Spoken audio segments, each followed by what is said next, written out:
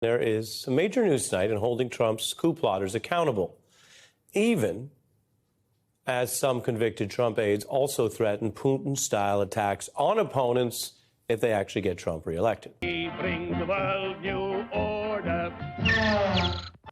Now, this big news comes as a California judge has ruled against Trump lawyer John Eastman today, who also separately awaits a criminal trial in Georgia. Now, these mounting legal setbacks for Eastman are significant because he was the legal mastermind and architect of key planks of the coup plot, as those January 6th hearings showed. Adopt a slate of electors yourselves. He started to ask me about something dealing with Georgia and preserving something potentially for appeal. I don't think it's just your authority to do that, but quite frankly, I think you have a duty to do that. Did Dr. Eastman admit in front of the president that his proposal would violate the Electoral Count Act? Mr. Eastman acknowledged that that was the case, that even what he viewed as the more politically palatable option would violate several provisions. I said to him, "Are you out of your effing mind? I only want to hear two words coming out of your mouth from now on. Orderly transition." Orderly transition. Now, that's about Eastman as described by his own Trump administration colleagues. Those damning accounts came from people who generally backed Donald Trump's policies and ideology, but they did stop short of the authoritarian coup that Eastman was plotting on Trump's behalf. Now, a judge has just ruled that Eastman should be disbarred, expelled from his lifelong profession as an attorney over his conduct in those plots.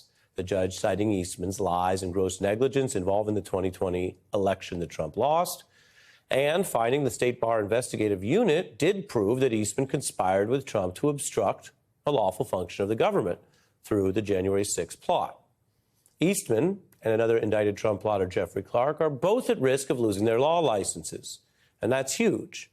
They've already been searched by agents in the separate federal case. You can see some of that pretty dramatic and unusual footage here on your screen.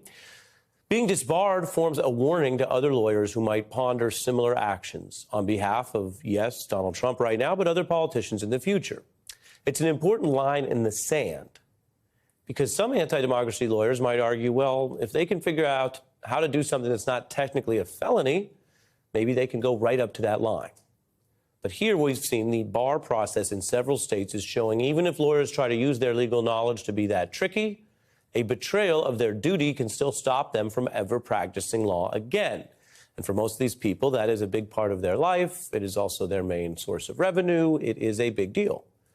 And I want to be clear, that is separate from whether they are found to have committed crimes. Both of these two men, for example, are presumed innocent legally. They also both await criminal trials. Georgia will determine their criminal liability when they get their day in court.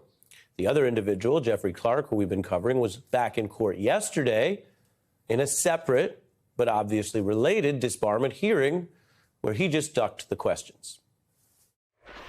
That, Mr. Fox, I will invoke the fifth as to. I will invoke executive privilege, law enforcement privilege, deliberative process privilege, and attorney-client privilege on the Fifth Amendment, executive privilege, law enforcement privilege, deliberative process privilege, attorney-client privilege, executive privilege, and the other three, and I'm taking the fifth. And the other three, and I'm taking the fifth. It's almost like, you know, hey, I got so many reasons to be privileged.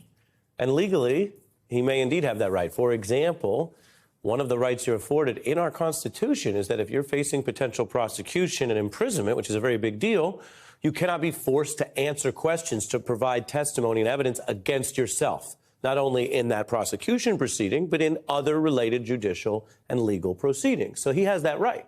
Here's the bad news, though. When you claim that right, you're only getting out of answering the question. You're not getting out of being disbarred if the evidence supports it. And you're certainly not helping your defense, because if you did have words to explain clearly why you didn't commit a crime or conduct that you could be disbarred for, well, this would be the time to share it. So these officials in this process will decide whether it warrants disbarment. But there's a broader pattern here that, however long it took, really matters. And yes, Trump has shown he likes to delay things. It's his first and favored legal tactic, and sometimes we've shown ways that it has worked. But the delays for many of these other cases have not worked. They are failing. And I'm going to show you right now in our lead story. Clark and Eastman joined 4 other Trump lawyers facing the disciplinary action and a whole lot more. The stamps show all the different places they're in trouble. So Giuliani's law license already suspended in New York. He also faces disbarment in D.C. Ellis, Powell, and Chesborough charged and convicted. They've already pled guilty in the Georgia RICO case. And that also puts pressure on their effort to ever practice law again. Indeed, being convicted is worse than being disbarred. So those are the lawyers.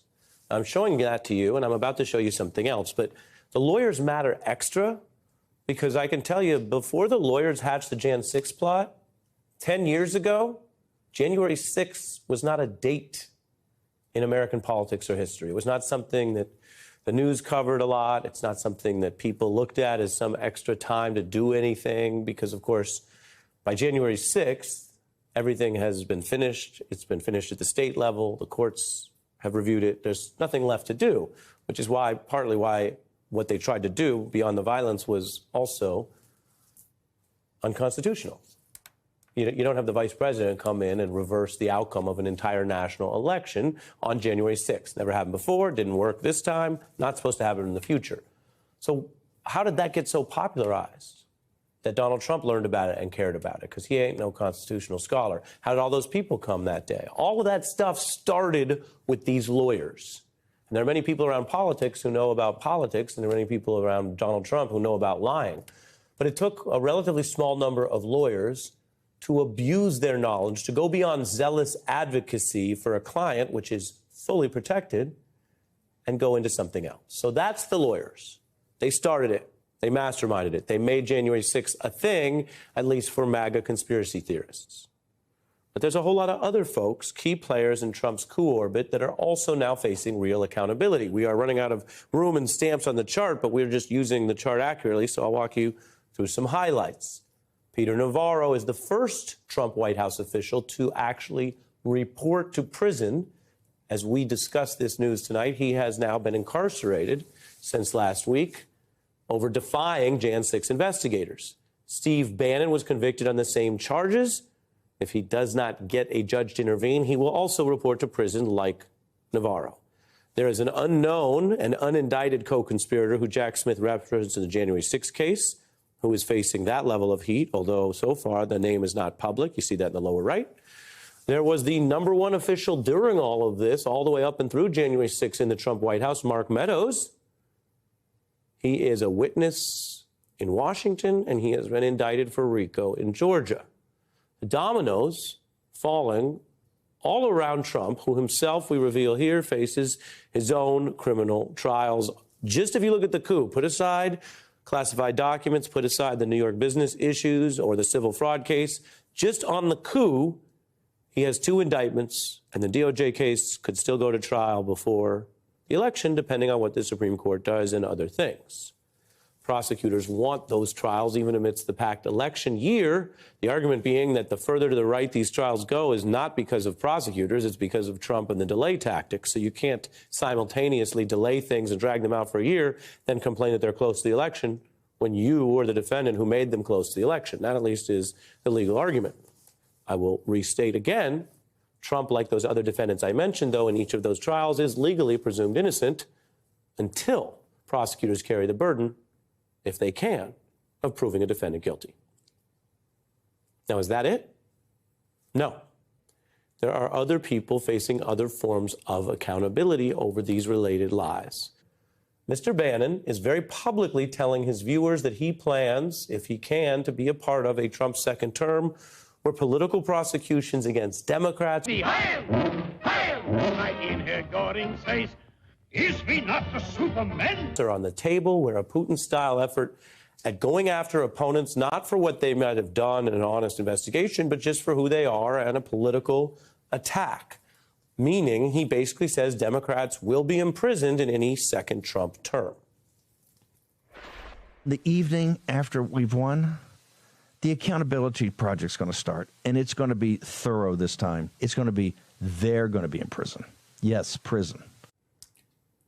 Quote, they're going to be in prison, yes, prison. That is designed to send a message, to wake people up, to scare people, to instill fear. It's all in public, right? If it were just a private plan, you might send private messages and write up private blueprints. That's a secretive approach. This is something that looks more like at least an attempt at an aspect of the Putin playbook, where the use and singling out of government power against your opponents doesn't just take them off the table, or as it sometimes has been in Russia, worse, but it also sends a message to everyone else. Maybe you don't want to be associated with that. Maybe you don't want to be involved in that. Maybe you want to go back and just try to live your life and avoid being grouped in with this group of people that Mr. Bannon says are going to be in, quote, yes, prison. You know, usually, traditionally in American politics, and either party, if people who worked at the White House who are at that level, I'm not talking about the random loud gadflies, but the White House level people, if you said to them, is your boss going to pull a Putin and go after the opponents just for their free speech, just because they're in a different party? People would usually say, no, no, never. And here we have the opposite. Yes, yes, count on it. A Putin admission by a would-be Putin movement here in America.